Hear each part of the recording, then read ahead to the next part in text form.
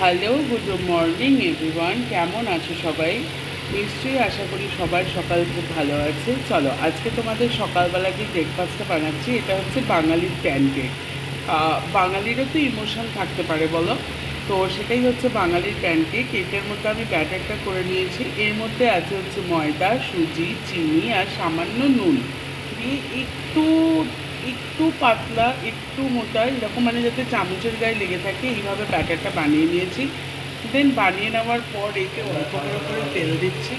তেল দেওয়ার পর এটা দেখবে খুব সুন্দর উঠে আসবে। আর ব্যাটারটা মোটা করলে না দেখবে ব্যাটারটা ঠিকমতো উঠবে না, মাঝখানে আটকে যাবে। রাজা, একটু ফোনটা ধর এসে একটুখানি, ফোনটা এরকম ধরো। আমি এটা উল্টে নিই, ছোটো দিন এইদিকে আসো আমাদের দিকে, এরকমই ধরবে যাতে ওটা দেখা যায়। হ্যাঁ ধরে রেখেছে, ওরকমই ধরে রাখো, ফেলে দিও না। রাজা একটু হেল্প করছে, দেখো এটা কত সুন্দর উঠে যাবে। জাস্ট এটা নিয়ে এরকম উল্টে দাও, আর বেশি তেল দেবে না, তেল দেওয়ার দরকার নেই, একদম সামান্য তেলে হবে। আর দেখবি যে জিনিসগুলো তেল বেশি দেবে না, তাহলে সেটা তো আবার শরীরের জন্য ঠিক হবে না। তো এটাই হচ্ছে এরকম করে পাতলা করে দেবে, অল্প একটু তেল দেবে, যেরকম এই রকম জিনিসের মধ্যে করবে যাতে খুব সহজে ওঠা যায়।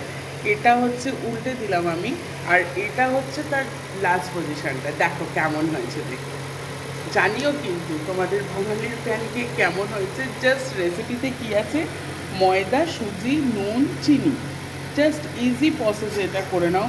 আর অনেকে গ্রামের লোকরা এটাকে সরু চাতুলিও নাম দেয়, বাট সরু চাতুলি তখনই হয় যখন ওর মধ্যে চালের গুঁড়ো এটা সেটা পড়ে, এর মধ্যে কিছুই নেই। এর মধ্যে জাস্ট ঘরের মধ্যে যেটা থাকে সেটাই দিয়ে দিয়েছি। আর এটাই হচ্ছে আজকে রাজার সকালের ব্রেকফাস্ট, আর এটাই হচ্ছে রাজার টিফিন। ওকে ফ্রেন্ড, চলো বাই বাই।